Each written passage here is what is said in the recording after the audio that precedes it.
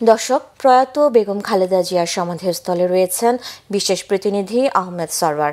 চলে যাচ্ছি তার কাছে। সরওয়ার, জিয়া উদ্যানে বেগম খালেদা জিয়ার সমাধিস্থলের আজকের চিত্র আমাদের জানাবেন। শ্রদ্ধা জানাতে মানুষ কি আজও আসছেন? হ্যাঁ, শ্রদ্ধা জানাতে তো আসলে আজকেই আসবে, কারণ গতকাল জানাজা হয়েছে, রাষ্ট্রীয় মর্যাদায় তাকে দাফন করা হয়েছে, যার কারণে পুরো সমাধি এলাকা ছিল সংরক্ষিত।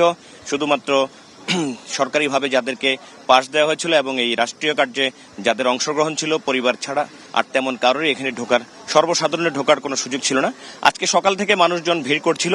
কিছুক্ষণ আগে, মানে জাস্ট 5 মিনিট আগে, এই মানুষ সর্বসাধারণের প্রবেশের জন্য এই খালেদা জিয়ার সমাধিস্থল, জিয়ার মাজার, সেটা খুলে দেওয়া হয় এবং তারপরে মানুষ হুড়মুড় করে লোকজন ঢুকছে। আপনাকে যদি দেখাই, আমরা দেখেন যে কিভাবে এই অল্প সময়ের মধ্যে কিভাবে লোকজন এসে উপস্থিত হয়েছে।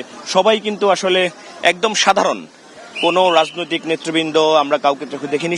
কিছুক্ষণ আগে সাবেক স্বরাষ্ট্রমন্ত্রী লুৎফুজ্জামান বাবর এসেছিলেন, তিনি এসে চলে গেছেন। কিন্তু এখানে যারা আছে একদম সবাই সাধারণ, সবাই আসলে কোনো রাজনৈতিক পদ হোল্ড করেন না আমরা এখন পর্যন্ত যা দেখছি। আর মাজারের এক কর্নারে ওলামা দলের পক্ষ থেকে 8-10 জন বসে কোরআন তেলাওয়াত করছেন।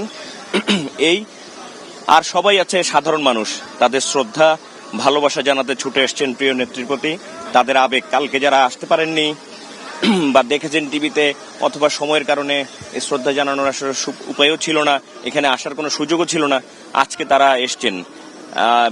দেখেন যে সাধারণ জনগণ কিভাবে এখনো লোকজন। এটা তো মাজারের ভিতরের অংশ সমাধির। আর আমরা যদি আপনাকে একেবারে গেট থেকে দেখাই, তাহলে দেখবেন যে কিভাবে লোকজন আসছে।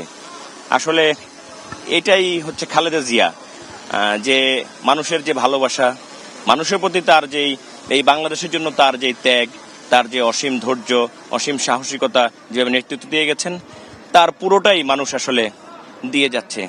তার পরিবারের পক্ষ থেকে বলা হয়েছে, তারেক রহমানের পক্ষ থেকে বলা হয়েছে যে তিনি ঋণী, তার মায়ের কাছে যদি কেউ ঋণ থাকে তাহলে যেন তার কাছে করে। কিন্তু লোকজন বলছে যে আসলে খালেদা জিয়া কারো কাছে ঋণী নয়, এই দেশ খালেদা জিয়ার কাছে ঋণী। এই সাধারণ মানুষ আমাদেরকে তাই বলছেন আসলে। ধন্যবাদ সরওয়ার।